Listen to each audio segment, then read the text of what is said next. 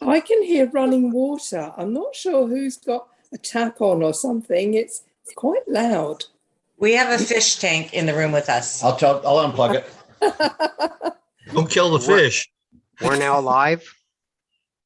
Okay, good morning, everybody. I'd like to open the meeting and call it to order. I'd also like to extend the regrets from Councillor Harper. Councillor Harper is in the hospital. Apparently he's going to be all right. He'll be rejoining us at some point. Can I have somebody make a motion to adopt the agenda, please? I will. By Councillor I'll Shala, seconded by second. Councillor Collins. With the matters before us today, does anybody wish to disclose a pecuniary interest? I will just make note that my internet service is disrupted at home, and I'm actually at the township office in the kitchen this morning. The next matter on the agenda is the delegation presentation by Pat and Mike Radonovich. So I guess whichever one of you is going to do the presentation, or both, anytime you're ready, you can go ahead. Thank you very much. Good morning, Madam Mayor, councillors, CAO and staff. I've submitted something for the agenda, so I won't go through all of it. I assume that everybody's read it. So I have 4 points that I just kind of want to emphasize. So first of all, I'd like to say that I am speaking on behalf of the owner of the boathouse furthest away from us. I'm not sure if I'm allowed to say his name or not, but he did submit a letter. Okay, so my first point is that we watched the November 23rd meeting, and it seemed to be that it was thought that there was no legal documentation for the location of the boathouses. And I actually felt that it was implied that we were there illegally. There is, in fact, a land use permit, which has been in place since the 80s.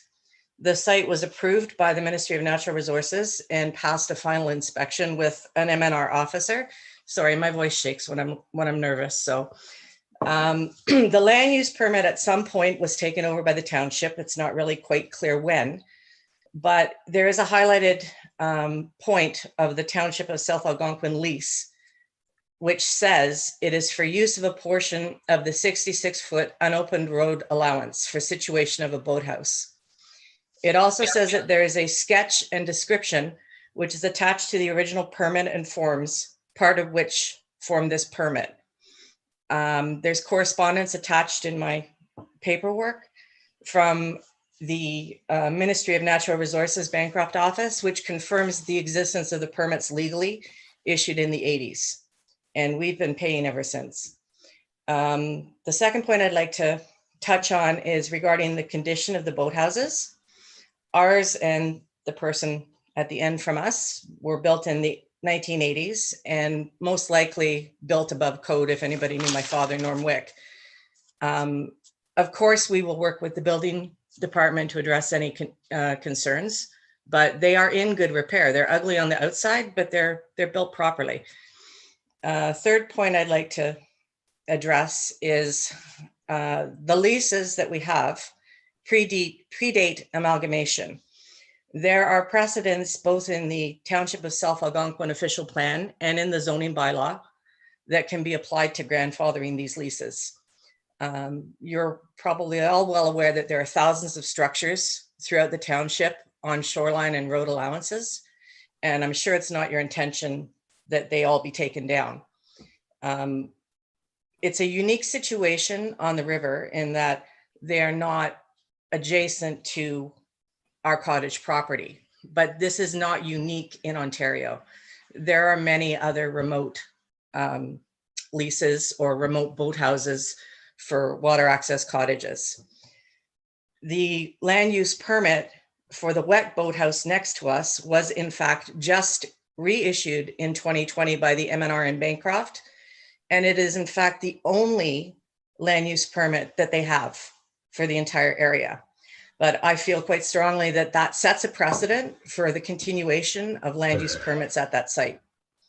And the last point very quickly is I can understand, and it seems quite reasonable that the township is concerned about liability. So I would like to emphasize on behalf of myself and the other owner, we have and always have had insurance that includes liability. And that's all that I want to say. Thank you for having me. And my husband is here and we can address any questions. Thank you, Pat. Well, just while you're still here, we will move on to unfinished business, and then the boathouses are the first thing on the agenda. So then that would be the proper place to discuss it. But are there any councillors that have any questions of the delegation? No? Okay, then we will. Excuse me, Councillor Collins? Chair. I believe Mike Anderson, our building inspector, was the only one that had brought this to our attention. With them, I think he said they were in bad state of repair, if my memory serves correct, and I haven't pulled the paperwork up. But did he have any other issues that anyone can recall regarding these? If Tracy, I could, would you like to address that? Yes, I can. So there was some of them that, yes, are in need to be repaired. The concern being is the liability aspect to the township and proper agreements put in place for these existing boathouses. And I think the intent of the report wasn't to get rid of every boathouse on there, but to address the ones that are on road allowance, on the shore road allowance, and the fact that there isn't any agreements in place for liability for the township. So we have confirmed ownership of 4 of the boathouses. There's still one that's unknown. And the other 4 that I've spoke to are, like Mr. and Mrs. Radonovich, are, ready to step in and do whatever they can to maintain the existing boathouses that they have. And Mike could always go down and do an inspection at the time. Maybe that could be part of the agreement that the boathouses are brought to a safe. I know there's one for sure that needs, maybe even 2, needs repairs. Mayor Dumas? I think I would address this to Tracy, and I would like to thank the Rabanoviches for their delegation and their very informative delegation report. Tracy, one thing that has been stated is that we have thousands of boathouses in South Algonquin. I'm not familiar with every lake in South Algonquin, but the ones I am familiar with don't have any boathouses on them at all. So is that an accurate comment? From being out on Aylen Lake myself and doing a tour, I don't know if, and like you said, other lakes, I don't know of any other lakes that have boathouses on the water either. Just Aylen Lake would be the one that pops out without doing a full research on them. And I don't know if there's thousands of them, but because there isn't 1,000 properties out there. So like it's all water access. So I don't know, to be honest, Mayor Duma. No, there's not a lot out on Aylen Lake. Okay, just for the general purposes of the audience and for council, I think it's important that it's clarified that there are not thousands of boathouses in South Algonquin. Thank you.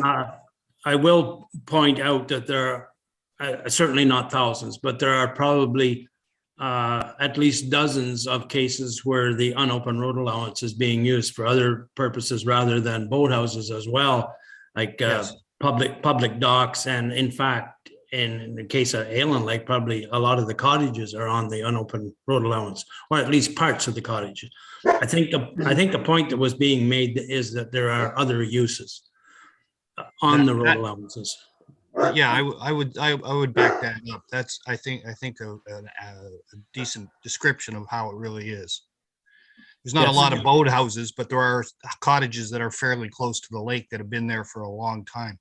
But also, I would imagine a lot of those shoreline allowances have been purchased. Exactly. That's correct. Yeah. I have a comment. Go ahead, Councillor Shallow.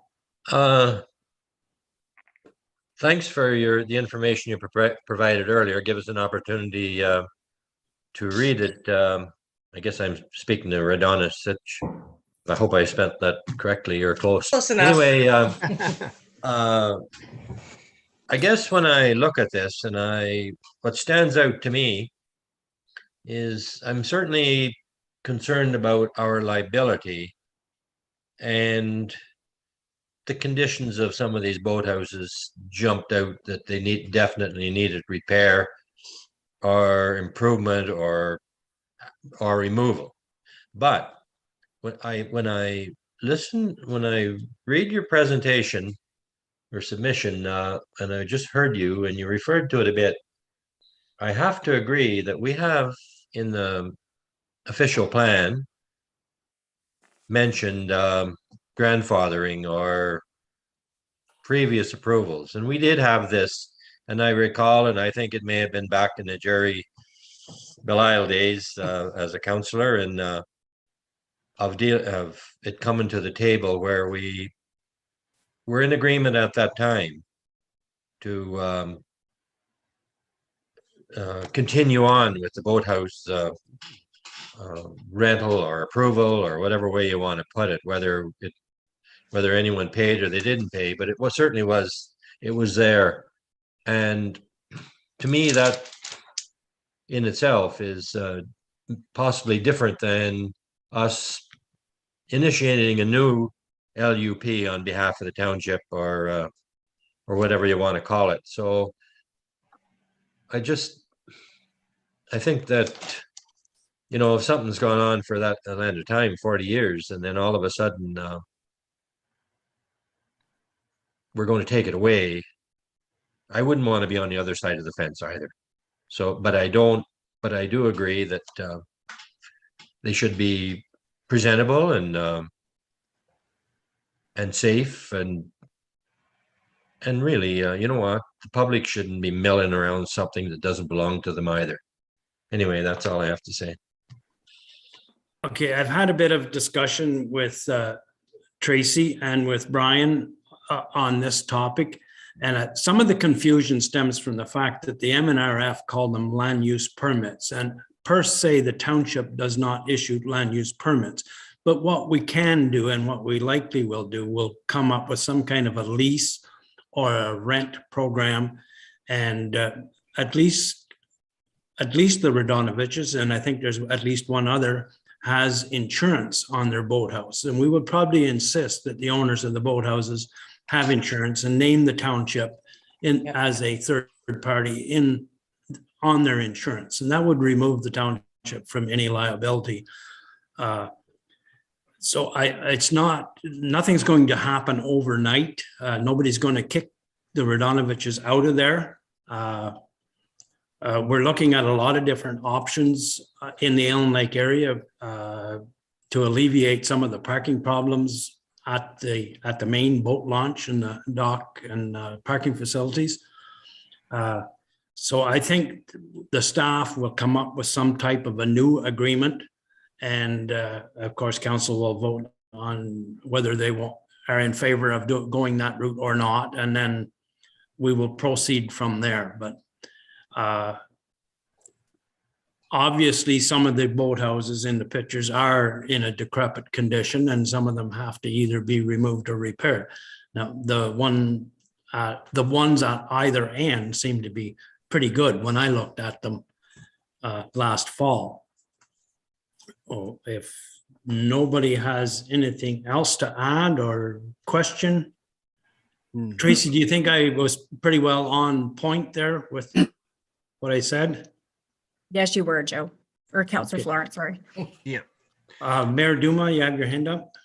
Thank you for that summation, Councillor Florence. That was very good. The other thing in this report that had me, that surprised me somewhat, was that MNRF is now giving approval for what do you call them, wet boathouses? And I really think there should be dialogue between the township and MNRF on this specific issue, because it shouldn't, in my mind, it should be done as a partnership initiative, not as a standalone MNRF process without concern for, I know it's in the water, but however, it does affect the township. So I'm sure that will be part of the discussion as well as we go forward.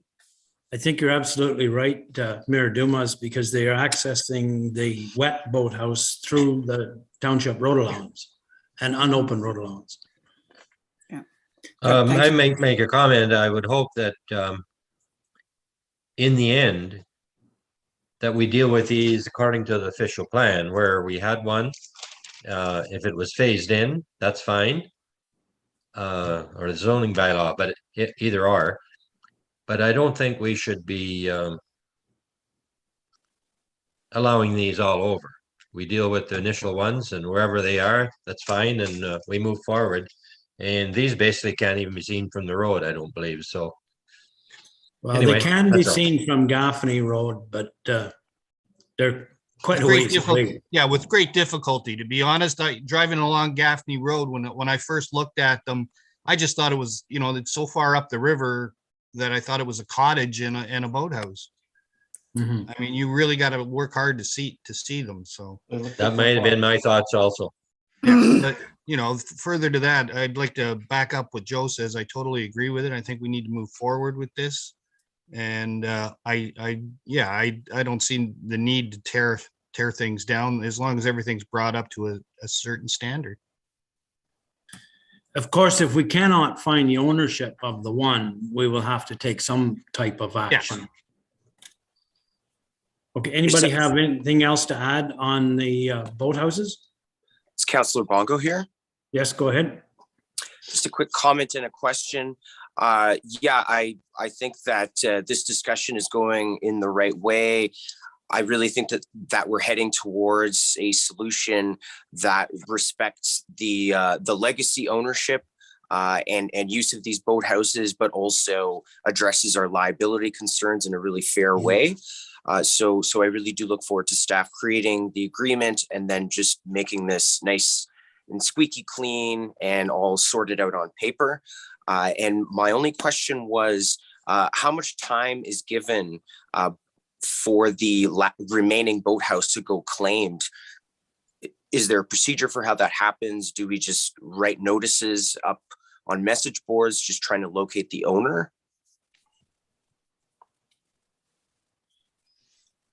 Yeah, we're going to try to reach out and find out who the owner is. Maybe now that spring is coming, people's going to be in there, maybe getting stuff out of that boathouse. I don't know. Maybe we should just post it and say, please contact the office ASAP.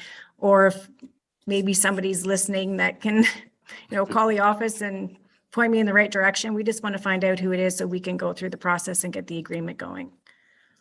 Yeah, I think that's great. And I thank all of the other owners who stepped forward and participated in the dialogue. So thanks. I think the posting the notice on the boathouse in question would be a good first step.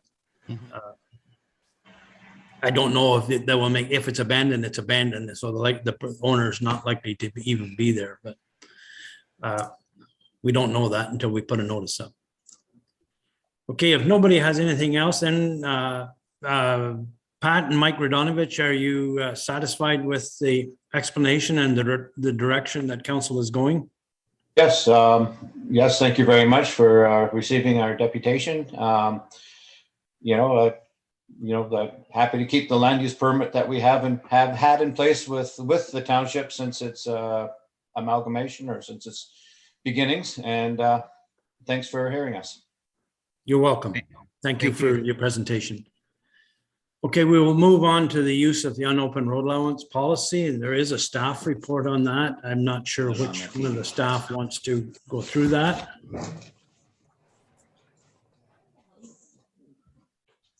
I think Councillor Florent, in the case of the unopened road allowance policy, we brought this forward a couple of months ago.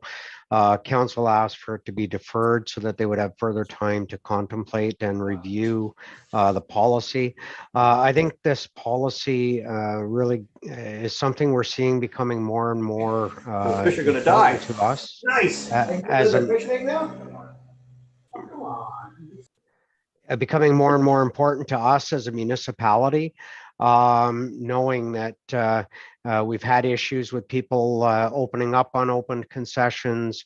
We've had people that want to use the concession to more of an extent than it's been should be, given that council hasn't opened them. So I think this just starts to address a whole host of issues that we're starting to see now, and likely will only get grow as time goes on. So certainly we wanted to bring this forward for further consideration by council. If in fact council wants to proceed with this, staff will certainly ensure that we find a reasonable way to enact it. I'd just like to add one other case is adjoining property owners trying to block the unopened road allowances. I've read through the unopened road allowance. I kind of like the way it is, because it doesn't really tie our hands too much. It's kind of, if I'm not mistaken, this is a provincial policy on unopened road allowances. Is that correct, Brian? No, actually, this is something that there's a couple of other municipalities using that are kind of have some of the same unique geography that we have locally here. It really is something for at the local level of the province. I don't know that they use anything like this in their provincial lands, but certainly from a municipal perspective, I think it addresses some of the issues that we may see starting to become more predominant and taking up more staff time moving forward. But it also gives us a council an opportunity where people do want to develop these types of roads. The council still has the ability to, under certain circumstances, allow the development to occur. Okay. It's a topic that I get asked about a lot in my ward. In fact, as recently as yesterday, I got waylaid at the waste disposal site for a half an hour trying to explain it. And I have it actually on my phone, a screenshot of the definition of an unopened road allowance. And other than that, like, there's not much as a councillor that we can do. Like, I can't condone it. I can't say, no, you can't. I'll just tell you what the definition of an unopened road allowance is. But I agree with Brian. It's not going to go away. It's going to become more prevalent as we have more and more people moving to the area and buying up property that in the past owners didn't care, and people crossed their property, and now all of a sudden they're cut off from getting to a lake or to another trail or a shortcut or all kinds of different situations. Anybody else have anything to add on unopened road allowances? The unopened road allowance policy. I have a comment, Joe. Go ahead, Councillor Shala. Or Chair rather, sorry. I represent a lot of people in an area that's quite rural, and people, when they settled in the early 1900s in Sabine Ward, for example, there's only so many ways to get from A to B, or wherever they could access the railroad. For example, much of the supplies came from the Madawaska area, and the roads just could not be constructed on road allowances. But the people were smart and worked together, and they were neighborly, and they allowed their neighbors to move around and to get across their properties, etc. But now that, as mentioned the chair earlier here, that new property owners are taking over, the road allowances are really important, so that if it's at all possible, based on the type of equipment we have today compared to how people worked with horse and wagon and sleigh in the early 1900s, today there's the equipment that if it is possible, people likely want their own access to their own property and don't want to interfere, or maybe the present owner or the new owner doesn't want somebody going across the property, and maybe they are still entitled to it because of assumed access, if that's legal. I think it is. But anyway, by having the road allowance there, And with the equipment of today, there's a possibility they could construct, with our approval, their own access on a road allowance to that property if necessary. So they're vital in our area of the township. Mayor Dumas? Thank you, Chair Florent. I agree. I think this is a very good beginning, this policy, and I would just suggest or ask for consideration that I think it's an imperative. We only have to look to neighboring municipalities to see the decimation of the riparian zone on shorelines. And I think we need to have a statement in here as to maintaining the integrity of the riparian zone so that, we don't have huge, modification of the natural shoreline, which protects, the frogs and the creatures that live in the natural shore of a lake. So I would certainly hope that council would support strong statements in regards to shoreline maintenance, et cetera, in development on waterways, be it even a shore, even a shore road allowance. So just that comment. Councillor Bongo, did I see your hand up at one point? Yes, I just wanted to chime in that I am extremely supportive of this policy for unopened road allowances. I think clearing up all the ambiguities of this subject is the right move. It really equips our staff with another tool to basically deal with and solve unopened land dispute uses. So for all those reasons, I would definitely vote in support of this policy. I don't see everybody on the screen, so speak up if you want to voice your opinion. Is there anybody else that wanted to address this? I just want to point out to Councillor Shala that one of the closed sessions later in the meeting is dealing exactly with unopened road allowance in Sabine Township. I read all that and I've researched it and I'll have my comments ready. Okay. Okay, if there's nothing else on the unopened road allowance, we can move on. I agree that, it's a good plan to lay out. Go ahead, Councillor Rodney. No, sorry, my internet kind of hiccuped there for a second. No, that's good. I'm fine. Okay. Anybody else have anything on the unopened road allowances? Okay, we'll move on to the next bullet point is District and Nipissing Social Services Board, the lands adjacent to the Kids Castle. I'm assuming Tracy has a report or something about that. Yes, I do. It's not very much a report, actually, because I was supposed to meet with Tracy Ann. She's the manager of Nipissing District Housing Corporation last week on site, and due to isolation, I couldn't attend the meeting. So I haven't touched base with her since. But prior to that, Brian and I sat in a meeting with Tracy and Matthew Campbell, who is a contract and purchasing specialist.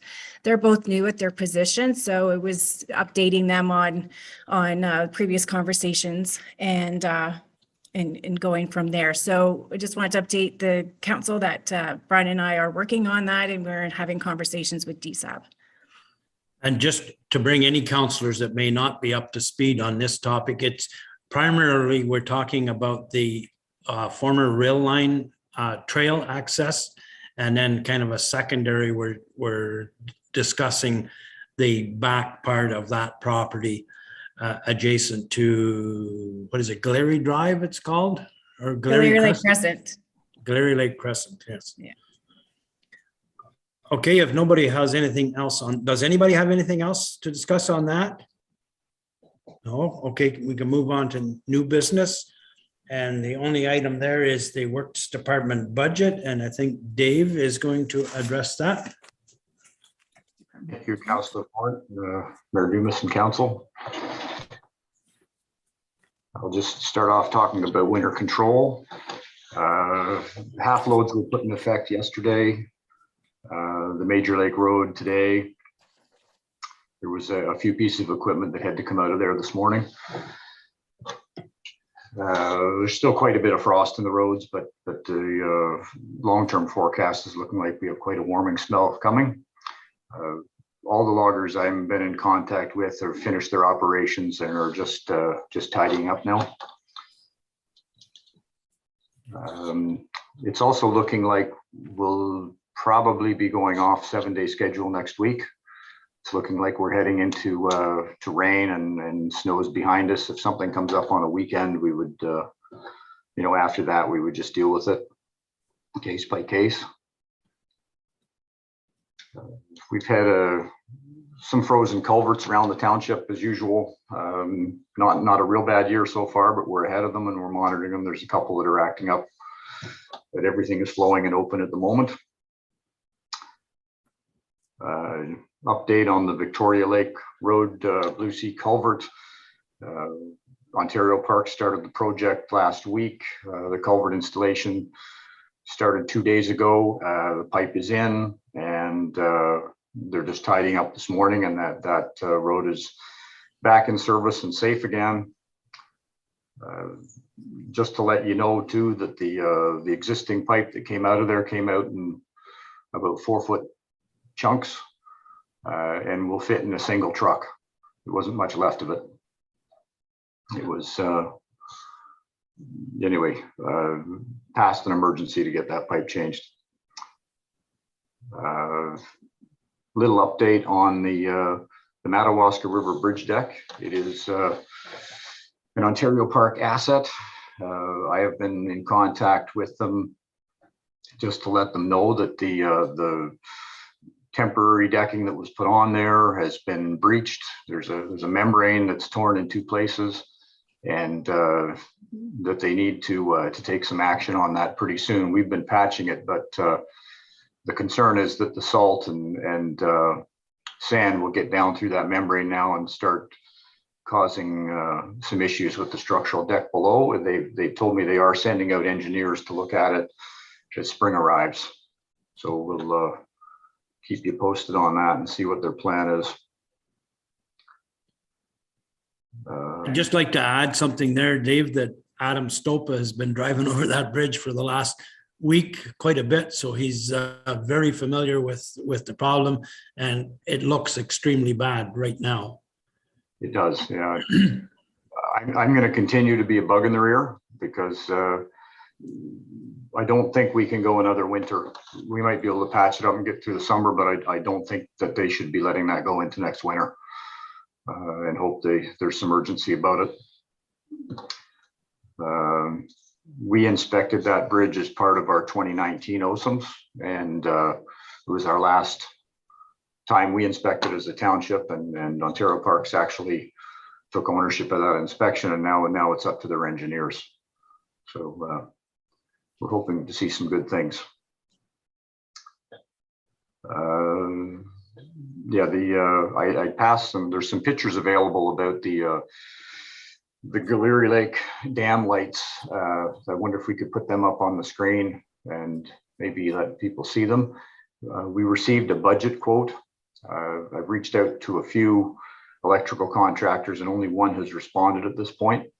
So those are the numbers that you see. It's a single quote from a very reputable contractor. And would just like to, discuss in this meeting whether we take this to the next step. It would be a formal request for proposal out to industry, and also that would come after we make a formal request from the NDM and RF for permission to put the lighting on the dam, if council's interested in heading in this direction. Dave? Yeah. It's Richard. I think I asked if it was possible, because when you mentioned this is encouraging, but you said this was approved in some other area, and I believe I asked if it was possible to get pictures. It almost looks like it's your pictures that you provided were done with a highlighter, but I'm just wondering if it's possible for someone in an area, wherever it might be, if they could take night shots and send them to council. It's so easy to do on internet. So but then you can see the real thing. The highlighter to me, if that's what it is, I think we want to light up all of the water. It's not just their dam, it's the whole area. And anyways, that's my thoughts. And I'm just wondering before we made a decision, and if we could see something more real. Is that possible? I can find out where those dams are, and we could go out and get some pictures at night. I don't know. I can find out if there's any readily available. I would assume the municipality would have some promotional photos that I could probably get, save us the trip. Those pictures, sorry, Richard, but those pictures you were looking at there came from the contractor that gave us the budget price. Yeah, okay, that's fine. And he did the best he could, and you likely did too. But I'm just thinking if we see, I think without traveling or a lot of cost or anything, I'm sure somebody like you said, it's promotional by some other township or whatever. And maybe if we could get those photos or find out where it is or do what we can just to get something that's more real. I can make that happen. One of the intentions, I did get another question on this from another counselor, just about the aiming of the lights. And those pictures are aimed, what they're trying to simulate is aimed down and out towards the fast moving water, and designed to not cause spillover on the backside, but light the dam. People are looking at it from the highway and the bridge, and not disrupt the properties in behind. I fully understand, and I also, I'm not sure whether they continued on into the new section, and possibly if they didn't, they should. It doesn't. I don't believe the picture showed color formations out in front of the spillway, but it may be worth doing when we're doing it once to do a complete job, if that's the case, or maybe I'm wrong. But that's maybe you could even tell me that if that is correct or incorrect. That was their interpretation when they went out and looked at it. I have asked them, what cost would be to light the remaining section of the rocks, and it's not a large cost over what they provided. It would be an additional 2 lights. I think we would want to light the whole thing. I fully agree. But anyway, if we could get some additional pictures, there's likely no rush, and if it doesn't get, if it holds it up for a few days, and now we're going to get the freshet, so there should be lots of water flowing from in some other areas that have a similar light display. Am I the only counselor that was a little shocked at the price? I guess so. I don't know I have no idea what it would cost. So that's what was presented here. So it seems like a lot of money, but and we have a light there now. But anyway, I would just like to see. Does anyone also agree that they think we should, if we can see the real picture of real water and light display in some other areas, that would help us make a decision? Yeah. So I can speak a little more to the price, if you don't mind. Go ahead. That would be good. I reached out to three electricians that we're familiar with, and they said only one responded at this point in time. So, with a project that was a little more defined, whether we're going to light the other part of the rock, once council decides what they'd really like to see, and with permission, I think the next thing we would do is go out for request for proposal. And, we would like to see more competitive pricing. This is a budget proposal, is what you're looking at here. Mhm. So I would anticipate that or better, certainly under the other condition. Okay, Dave, carry on. Just an update on the pump house automatic fill system that certainly we've had a hard time launching. The parts are being delivered, and the mechanical contractor has been on site and is still anticipating completing it before the end of the month.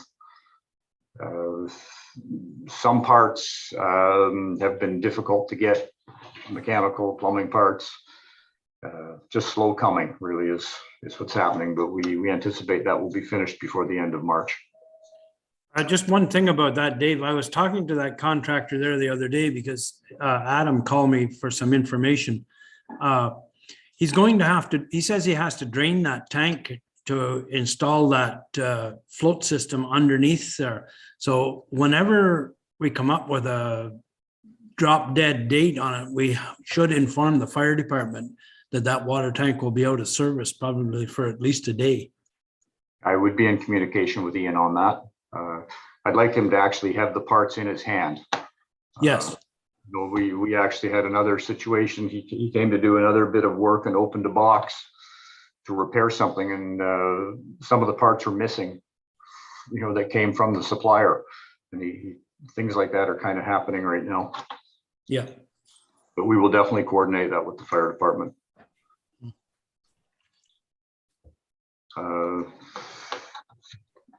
One other opportunity that is out there, we've been having an opportunity to work with a local logger to get the large trees off of the North Allen Lake Road, so we could start improving that. The North Allen Lake Road is quite narrow, and there's a lot of large overhanging trees. We've done this on 2 other occasions. One was the main Allen Lake Road and Macaulay last year. And we ended up with basically a net zero cost for the township. They've had a look at the wood that's there, and they thought that the township would break even or do a little better on their estimation. We're into half load now, which is a little bit of a problem. What they were suggesting is they could cut it and leave it and take it out later from the sides, but this is not something that we budgeted for. There is really not a budget when it's a net zero cost. But in the last time we did it with consensus, and was looking for that kind of an input right now if we wanted to talk about it. I think it's a great idea. If anybody wants to have a look at the Macaulay Lake Road, it made a huge difference. Yeah, there are a lot of trees that are of some concern on the North Road, and the North Road is fairly narrow in a few spots. Mhm. Dave, I have a comment. Mhm. And what stood out to me in this, I agree with this, okay? But it says to remove large trees. I guess when I'm looking at this, what I'm thinking is it should be in the best interest all around for both of us. And as a rule, a logger, when they work in the bush, they work, there's a middleman. So they work for someone and they get paid by the tree or by the ton or whatever else. And then the middleman is producing to the mill, etc. So I guess what I'm thinking of, there's no middleman here. It's the person running the equipment and wherever he's disposing of his material. And we're not interested in that, as long as we get it done at zero cost. But I would like to see that we, I don't know whether you're removing like 20 feet or 25 feet on each side of the road. We can only go so far. We're only allowed to do it 66-foot right away. So, but if whatever we do, everything is cut. Like if he's going in there with that feller buncher, he can cut that brush as quick as, especially compared to us with the head we have on our machine. And I don't think we should have to go after the fact to cut the smaller material. So I just think that it would be it'd be a better job maybe long term, where we wouldn't have to go back with our own equipment if he just scissored off everything that's isn't merchantable. It'll lay there. It won't. It'll rot in a couple of years. And secondly, he's likely going to push the tops into the bush anyway. So anyway, that's my thoughts. I think it should be a complete brush job, and he's there and it'll work. And anyway, I think it's great. Just a point of clarification on that, Councillor Shalla. What we've been doing is hiring the equipment by the hour, and the mill has been paying us for the fiber. So basically, they're taking out all the marketable stuff. When they're in there, they get what they can, and it is just that 66 feet that we're looking at. Does that help? Well, I'm just thinking of, he's already,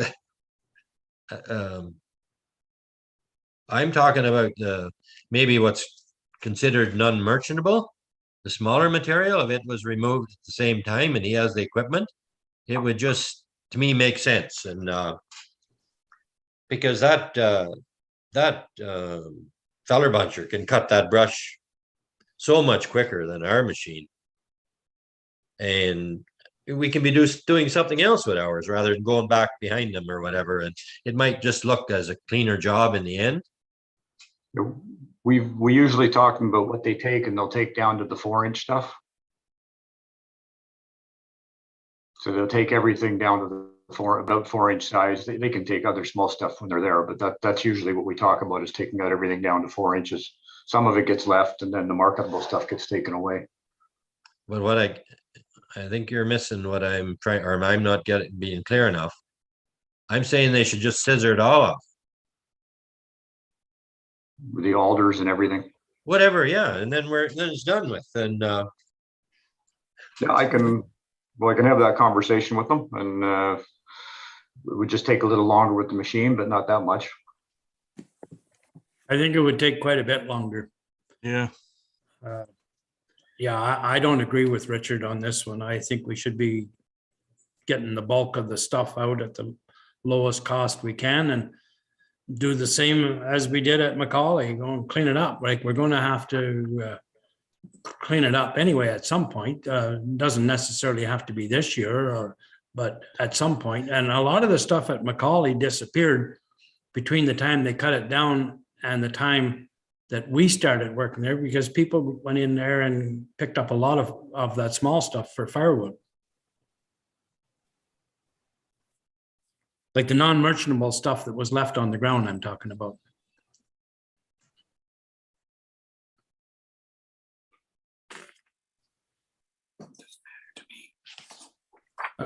I guess continue on, Dave.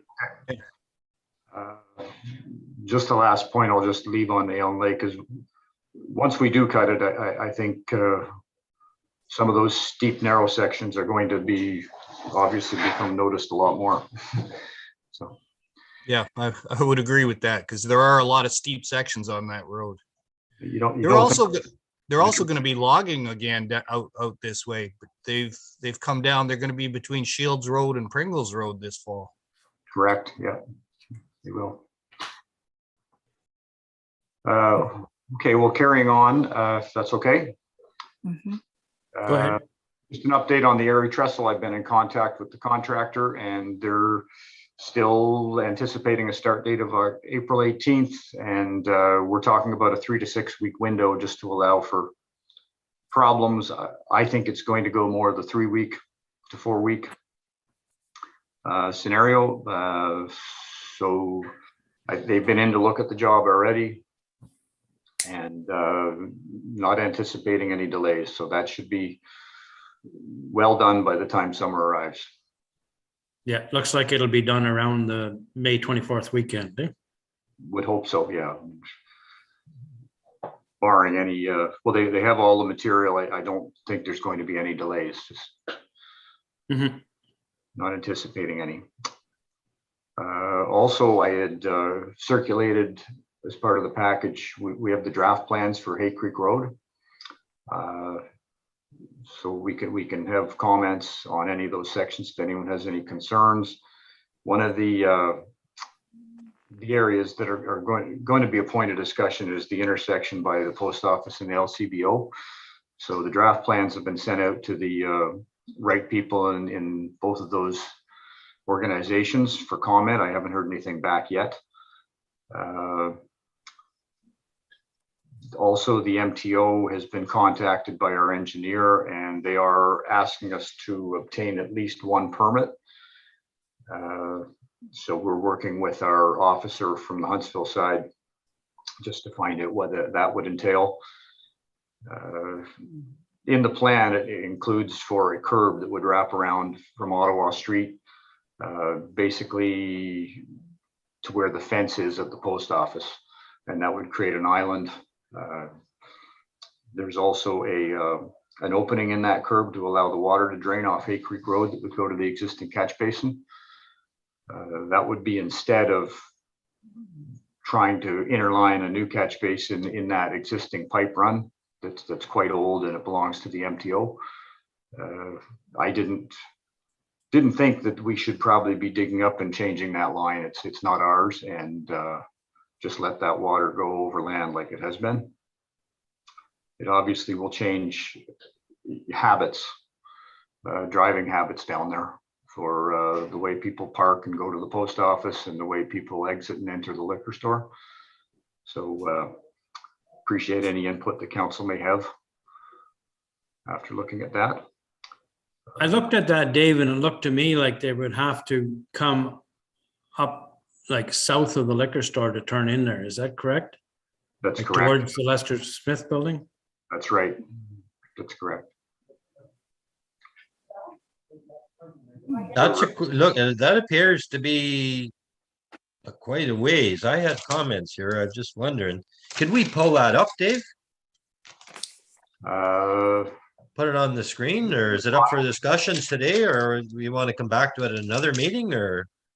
Well, I would like to pass on comments from council at this point because the engineers in contact with the MTO, they're going to be looking at these in both parties. So it is the SA 23 or 2023 with the 2 X's beside it. There we go. There. And then you'll want to go down to the detail at the very last drawing to scroll all the way down. Yeah, right. You missed it. One more up. Right there. Now, it looks like that curb, is that the post office fence on the east or north, east side there? That would be very close to the fence, yeah, where that jog is. Well, that curb, so basically you'd have to come down to the post office and turn in to the liquor store and then try and turn around in that corner to get to the liquor store. Am I correct? That's correct. So what's that going to do for snow removal and then big trucks turning, and that's a jammed up area, and then people, how are you going to deal with people that are presently stopping in front of the post office, half on the dirt and half on the road, and it's such a congested area, and I'm just wondering if that curb isn't going to make it just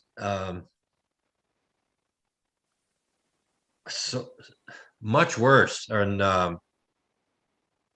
well, anyway, I don't know. I don't have any answers, but I just think it's going to be so difficult that the boats, the campers, people are pulling in there. And the post office that people run across the road, basically park right where the end of this curb is that's showing there. It doesn't even show the entrance in anywhere I could see on any of these plans. It's obvious they got to get in somewhere. They can't jump over the curb, but why would we want to?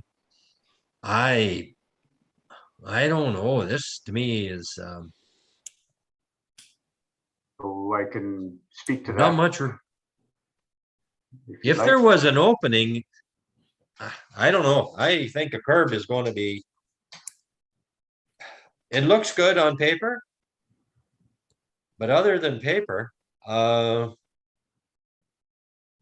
we've been getting by there. They built that liquor store likely over 50 years ago, maybe even 60. And we've been getting by, and I don't know of many accidents. There might be some close calls there.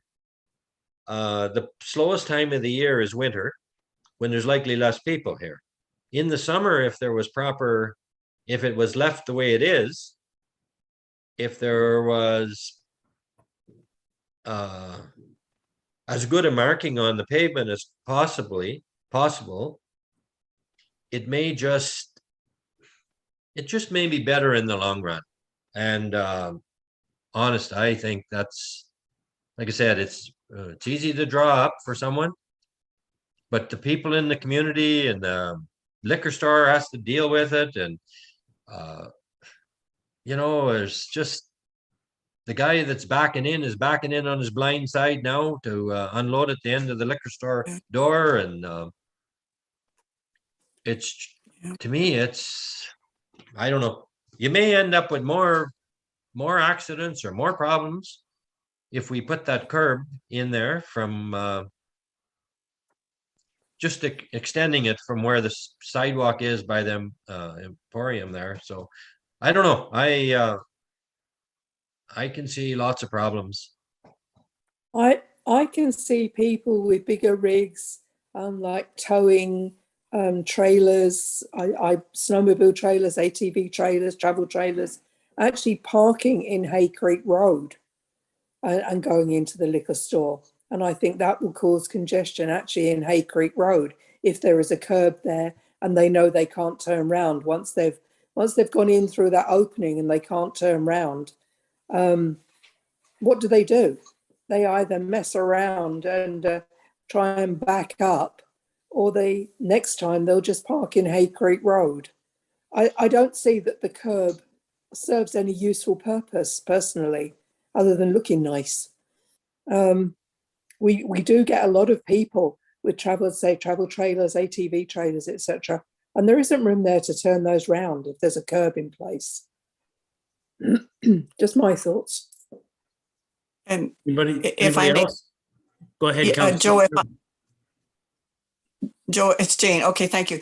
You know, I know I agree with Richard. I think it's too tight. And when they were hauling full length pine that extended beyond the full trailer of the tractor trailer this fall and into early winter, they took up that whole, they had to. And you know, sometimes those vehicles are sitting in the main highway waiting to get in because people are coming out, and they were like, by this diagram, they were practically on the other side of the curb and then turning. And I just, you know, has anybody done the optics of you know, a mock-up of a full loaded extended beyond the trailer log truck trying to turn to get into Hay Creek Road on this? And remember, we did have pylons that wasn't a solid, we did not have a solid area as marked here, but there were pylons, excuse me, it's trying to separate the LCP or the LCBO lot from Hay Creek Road, and they had to be removed. I think, as you indicated, Joe, it was difficult to plow and they were running into them. And, you know, I agree. This looks very nice, but I don't think it's practical to the use of this intersection for sure. Any Councillor Bongo? Yep, it's Councillor Bongo here. It was the LCBO manager that approached me asking if something like this could be done. And then I referred that LCBO manager directly to Dave. And that is essentially why this is in front of us today. Yeah, this is really in response to an observation that the LCBO employees had, and that is people that are driving into the LCBO and backing up, and then you have those people that are parked basically in the middle of Hay Creek Road over there, and there has been concern about possible collisions happening. So this is a proposed mitigation plan, basically. I'm not sure if how soon work staff needs approval from us. But I'm even wondering, could a representative from LCBO or the post office, I'm not sure if they have anything written that they want to submit to us, or if they want to do a delegation to support their perspective for the use of this plan. It is different for sure, and I can definitely see the concerns that my colleagues have. However, I do appreciate it being created and presented to us. I'm willing to give it a chance. I could vote in favor of this, especially after hearing from the concerns of the LCBO staff. But again, I may be alone in that as well. Any other councillors? Well, Just, there- you know, there again, just a what- comment. Sorry, go ahead. I was Go going to ahead, say, well, Councillor Rodnick. what are some of the alternatives? Because I know we got big logging trucks that are pulling down there. I mean, that's a terrible intersection. Mayor, you had something to add? Just all the years that I've been going to the post office and being there at the high use time, I've never heard of any backups into individuals. I could be wrong, but I've never heard of any such accidents. So, but maybe, I'm not at the LCBO and I don't see, but I certainly have not been aware of any accidents of people backing out of the LCBO and people parked there to get their mail. But I'm not saying that didn't happen. Okay, I will add my comments. I'm not very concerned about the LCBO parking at all, because if I think of other liquor stores, there's certainly not room for transport trucks or campers or Winnebagos, etc. They don't make places for them to park at most liquor stores. If you think of the liquor store in Barry's Bay, you certainly could not park anything above the size of a passenger vehicle in their parking lot. But I am concerned with our own maintenance here. I think we're going to run into trouble. And I am concerned about the log trucks entering Hay Creek Road from Highway 60. As Jane says, they need all the room they can get there. And if there's people parked on the east side of the road, it makes it even more difficult. If people are parked on the west side, where this curb is, it makes it impossible. I really think we should be looking at not putting this curb in, or even if we leave it wide open, have the entrance to the liquor store off Ottawa Street instead of off Hay Creek Road. It's just my thoughts. Mhm. Actually, Anybody at the present time, people are turning in off Ottawa Street. They're turning in. I think peak season is what we have to worry about here. And peak season can be identified on the road with proper painting. And if it's all flat, it's easier to maintain. Snow removal, a whole bunch of issues in the winter. That's, for example, if we're plowing Hay Creek Road in the winter and we push that up, are we going to push all that snow up on the sidewalk and then we're going to have to remove it all the time because where are the people going to walk? At the present time, it's a combination of between the township and whoever plows there, they get it all clean. So it just makes it's good where the sidewalk, like I said, this is drawn up very nice. It all looks good. It's not practical at all. And I think it can be done with paint lines and etc. on the ground. And again, that's all I'm going to say, but I just think we should rethink this one.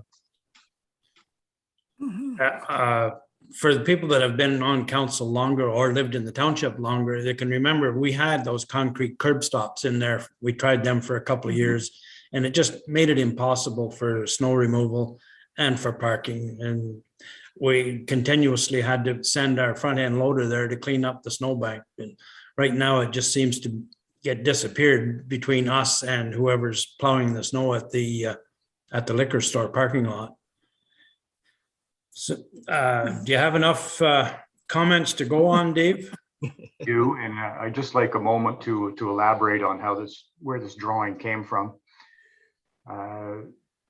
as Councillor Bongo had mentioned, concerns have been expressed from the LCBO staff, also the Canada Post staff, and in the past there were some comments from McCrae's Mill. And what they're concerned about is the interactions between people parking and using the liquor store and the post office with log trucks mixed in. At present, you can exit the LCBO parking lot at any angle. People are stopping and walking across Hay Creek Road on cars are going by, people are chatting. It can be an exciting place at times. It is, the existing condition is, I mean, the access is great. Maintenance is much simpler, there's no question.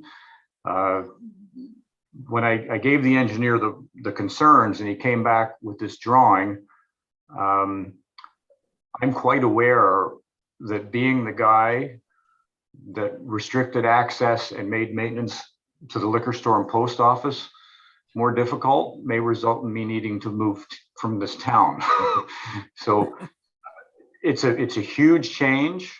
It's a change in behavior. It is only generated with the intention of trying to cause or increase safety and reduce the possibility of an accident between one of those interactions. So we can instruct the engineer to leave it as is. It's certainly cheaper for the township to construct. But this drawing was generated based on the concerns we have heard.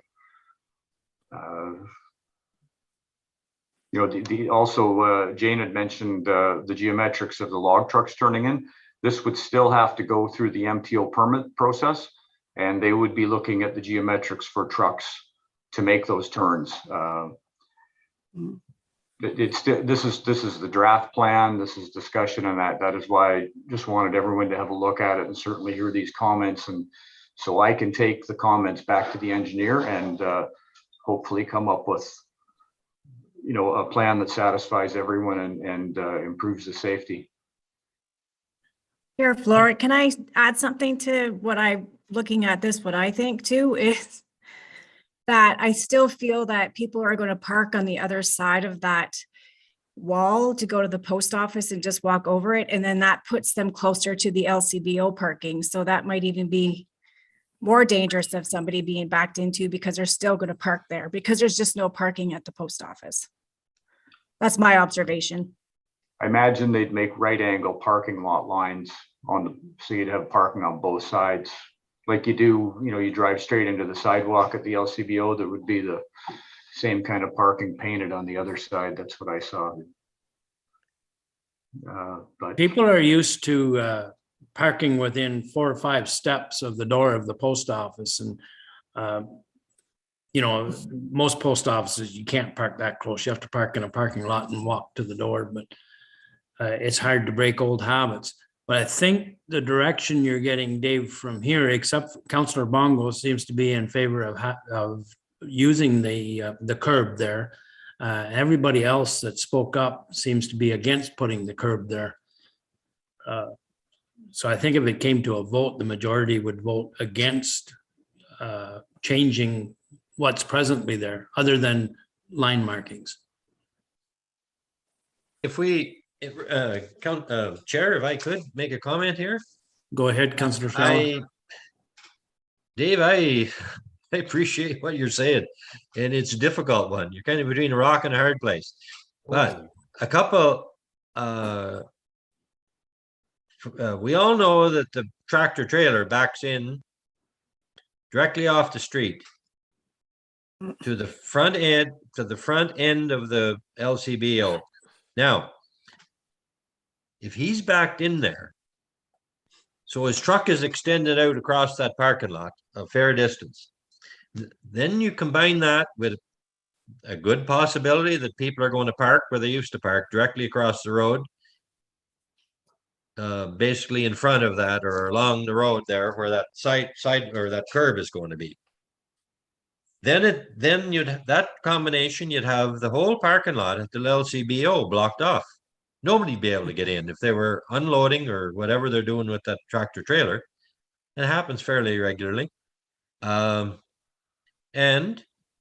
for someone that may not be there or know what the distance is, we've talked about this a number of times, I believe, at council since I've been on council. Can you tell us exactly what the distance is from that presented sidewalk to the east side of the road, right there where people would stop at the stop sign? Sorry, where are you talking about? The east side of the road? Basically across the road there at I guess it's your first station there, your where you start your black line on that 0+15? Yeah, be back a ways there. You're still back where people would be stopping. They'd be back there, I don't know how many meters. It's the narrowest spot there. How wide is that? How wide is the road at the narrowest spot? Yeah. Supposed to be 7 meters. 22 or 23 feet. That's 3.5 meter lanes. Yeah. Again, I just the chair mentioned people get used to it. It's hard to break people from the old dog from the old tricks. But anyway, maybe we should be looking at where the sandbox is. There is nowhere to park at the post office. Or I don't know what I don't know. It's a problem, and I think we're it's going to get worse with this curb. That's how I see it. Thanks. But I do have some comments about the rest of the plan. Okay, maybe before we go off of this, I can easily have these safety measures they came up with just removed and go with status quo and circulate that. LCBO would provide us comments in writing, just show them what's there, and post office would do the same. And at the end of the day, it's an MTO permitted area, and they may have their own criteria that they're going to come back to us with. But we could also propose, none of this curbing, none of this sidewalking, and just repave what's there. It's certainly cheaper for us. The bottom line is we're representing all the people in the township. That's who we're representing. Mm-hmm. And we're representing the ones that work at or operate the post office, the liquor store, plus the public. And we want it safe. I don't think there's one of us that doesn't want to have a safe combination there of whatever. But if this intersection was in some other location, not so close to Highway 60, I wouldn't have much of a problem with it. But if the truck is coming from the east on Highway 60 and making a left turn onto Ottawa and then a left turn onto Hay Creek Road, if there's something there impeding his movement forward, which there well could be with that curb there, part of that load may still be out in the intersection of Highway 60 when the truck is held up there. And I don't think I would hope that the MTO wouldn't approve this. I think it's unsafe. Just a thought, throwing it out there. Is there any space at the side? There is a small parking lot at the side of the post office.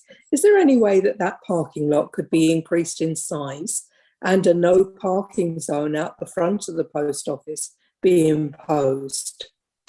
I did speak with the Canada Post representative, and they said that they're going to be looking at that property for access anyway, but that would be entirely up to them. That's their on their own property. Okay, right adjacent in that area here. I have a note here. Just a second. How are you going to are you going to be able to deal with that pooling of water that's quite large in front of the Lester Smith building and along Hay Creek Road? Oh, we're talking about down the road now? Just down the road there, 100 feet, 100 feet. Glad to move on with that, but I just wonder if I could just get consensus that I should have the engineer just remove this curb and circulate the drawings to the parties with it not there. Can I have a quick poll on that? I'll start with Mayor Dumas. Would you be in favor of that? Certainly, I'd be in favor of removal of that barrier, and I still like the exit into the liquor store off of Ottawa Street as well. Councillor Collins? Totally, exactly what Jane was saying, removal of that curb. Councillor Shala? I fully agree. I mentioned it. Councillor Bongo? I am for the curb, but I might be the only one. Councillor Rodnick? Not in favor of putting up a curb at this point in time because, you know, I mean, my thought is, to be honest, when I come around that corner and that, it looks like one big road. Mm-hmm. And I mean, ideally what we should be looking like, I mean, it's cost prohibitive, but rebuilding the entire intersection. And I am of the same ilk as the mayor and Councillor Shala and Councillor Collins. So that should give you direction, Dave. Okay, that's great. I will have the engineer circulate the drawings with the other configuration and bring back what the comments are from the LCBO, Canada Post, and MTO. Thank you. Okay, you can move on with your presentation on Hay Creek Road. Yeah. Richard was concerned about the drainage just a little to the east. There is a depression in the asphalt there. So the intention would be to generate the crossfalls. Actually, if you go down one drawing there towards the bottom, sorry, up one, or perhaps it's to the right. There we go. So they would be generating 2% crossfalls and raising grade so that everything heads to the ditch. That's that would be the configuration all the way down the road. So that area is sunk. That you know, gets the water out on it. There's another area down towards the garage on the left-hand side, right near that ditch that has the old failing bridge on it. That would all be filled in, and yeah, water would all be coming off the road everywhere. Okay, that's perfect. And I know we're going to be dealing with boat launches, but is it possible? I don't even know who owns what or where along the left side of the Hay Creek Road going down there towards the garage. But Yep. with the excess fill, would it when you look at this, there's some frost heaves to be dug out. Am I correct in saying that? Frost heaves to be dug out, you said? Yes. Yes, there's. Okay, and then likely where the culverts are removed. Anyway, I'm just wondering, seeing where we have no parking or lack of, and will always, and maybe we can't just have parking for just long weekends. And maybe it just isn't possible, like other places. But anyway, could we utilize that fill somewhere across from, I guess it would be 2nd Avenue, where it would be straight down to the boat launch? Could we utilize that along the road on the garage side, or does the garage property own all of the property? I'm just wondering if that could be utilized to make parking there where people could walk from the boat launch. I don't think it's asking too much, because I know it's a long way to walk up to the top of the hill at Ale Lake where people can park, and it's a long way at Opiongo, if anybody's ever been there, to where people have to park.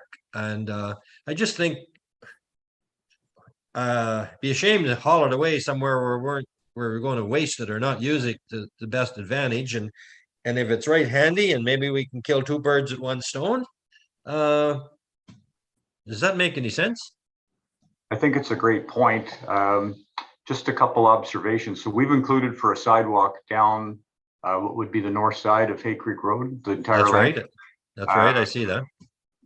Just, we have no, like, when the Gallery Lake boat launch is jammed and cars are starting to park down Ottawa Street, there's still nobody in the parking lot at the Ball Diamond or in the snowmobile parking over by by Lester Smith.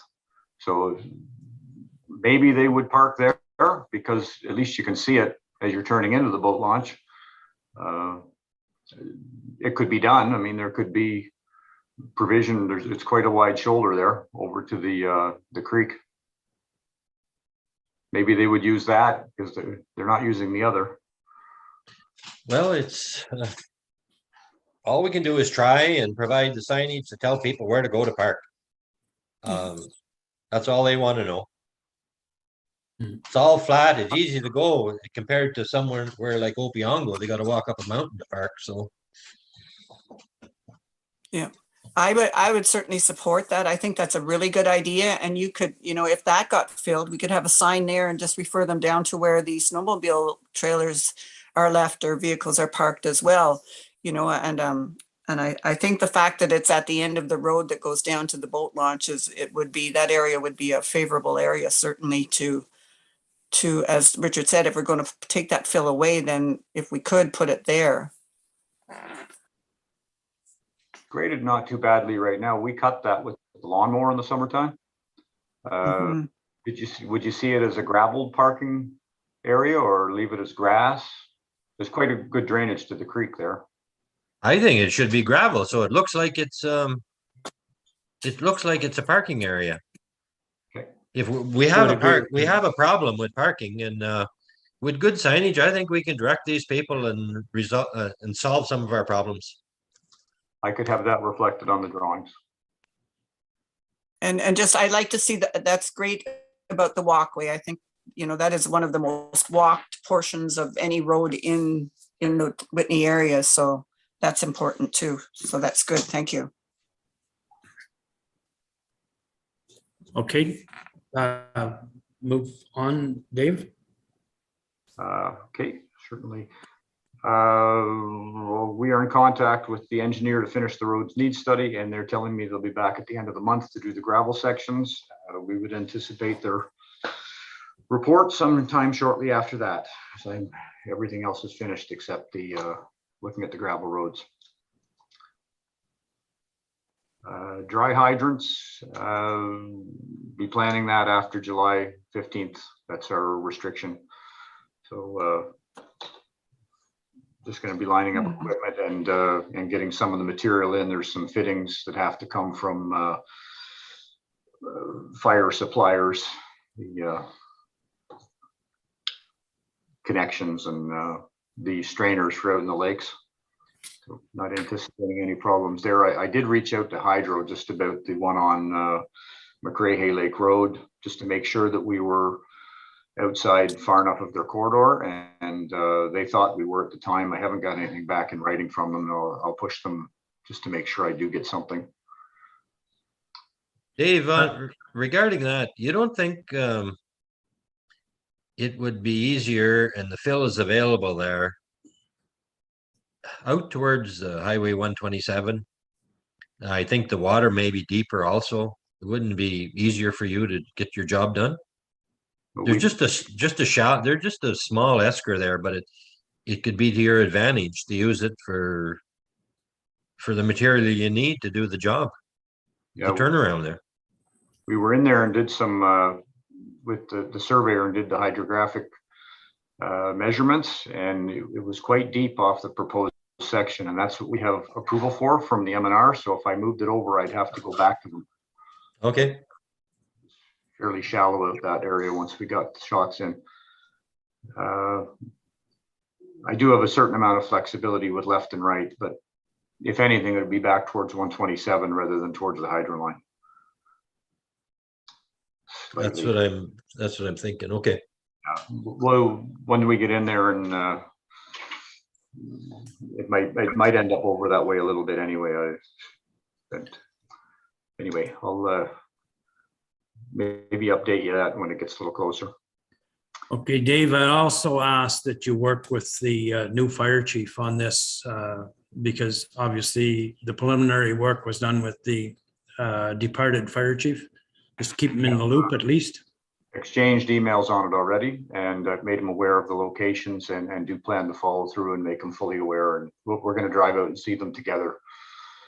I'd like him just to, you know, to we have a little bit of play where the extra hydrant goes. So I just like to make sure it makes perfect sense for them. Okay, it's good. One question I forgot, and I just looked at my notes here.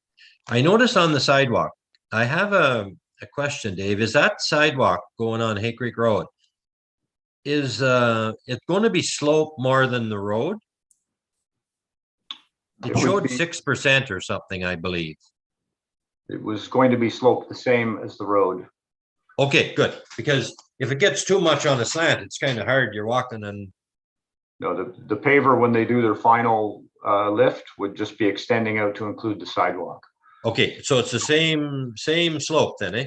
Same slope, and that way it can be plowed properly. And you know, cars do run out on it sometimes. Yeah, it shows 6%, I believe, if you pull it up your slide.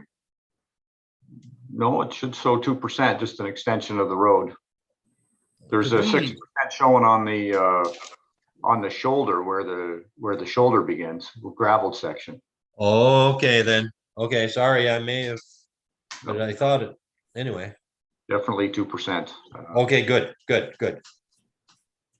So made a little progress on the McCrae Hay Lake Road culvert. I have a budget number back, and it would equate to about $45,000 to line that existing pipe. They think it could be done successfully, and that the loss in diameter would not bother the flow in that creek. So it's a much cheaper alternative, and I think a better alternative than trying to dig down the 26 feet, you know, with a temporary bypass and get proper compaction and then, you know, pave it. I think it's a much cheaper alternative. Would be a polyethylene pipe that would have, you know, certainly 20 years, if not a 60-year life. What they do is they put a liner in, and then they create a bit of a concrete collar around it with pipes, and then they pump grout in around the liner till it comes out the other end. There's a local contractor that is now doing this work themselves that I got the budget quotation from. So I think it's would help us do more with the remaining amount of that budget, you know, to improve the surface, because there are, in addition to the 600 meters, there's some other sections that Councillor Shalla had pointed out before. If they were fixed now, that road would likely, it would extend the life of that road for some time. Sounds good, Dave. Anybody else have any questions on Dave's report? Is that the end of your report, Dave? That's the end of it. Anybody have any other questions that we haven't already addressed? I have, Dave, any chance, I guess you're having water problems all over the township, but I'm just wondering if you could swing by on, if you haven't been, down by the Iron Bridge and around by the OPP station. The water's really building up there, and I see where people are walking up on the bank to get around in one location. And if the machine is in town, it just may, you may be able to get rid of that water somewhere, and it's likely only going to get worse in the next week or so. The guys are out now, and they're going to be opening drainage with steamers and machines as we melt down here. So it looks like it's we're going to get a pretty quick melt, at least for the next few days. Okay, thanks, Dave. We can move on now. I think we're at number 7 for the closed session. Is that correct? That is correct. Yep. So I will need a motion to move into closed session of the Asset Management Committee for the Corporation Township of South Algonquin at 10:21. Is that what it says? So moved. Moved by Councillor Rodnick, seconded by Councillor Collins. Councillor Collins.